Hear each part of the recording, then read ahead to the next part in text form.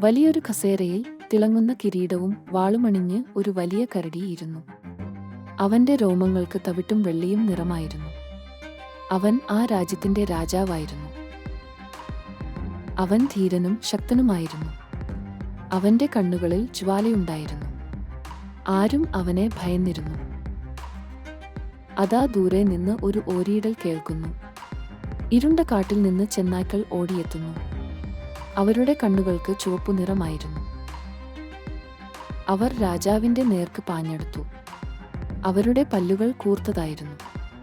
അവർക്ക് രാജാവിനെ കീഴടക്കണം. കരടി രാജാവ് സിംഹാസനത്തിൽ നിന്ന് എഴുന്നേറ്റു. അവന്റെ കൈയിലെ വാൾ മിന്നിത്തിളങ്ങി. അവൻ ഒരു വലിയ ഗർജനം പുറപ്പെടുവിച്ചു. ചെന്നായ്ക്കൾ ഭയന്നില്ല. അവർ കൂട്ടമായി ആക്രമിച്ചു. രാജാവ് തന്റെ വാളുകൊണ്ട് അവരെ നേരിട്ടു. വാളുകൾ കൂട്ടിയിടിക്കുന്ന ശബ്ദം മുഴങ്ങി. കരടി രാജാവ് വേഗത്തിൽ ചലിച്ചു. അവൻ ഓരോ ചെന്നായ്ക്കളെയും നേരിട്ടു. അവന്റെ ശക്തിക്ക് മുന്നിൽ ചെന്നായ്ക്കൾക്ക് പിടിച്ചു നിൽക്കാനായില്ല.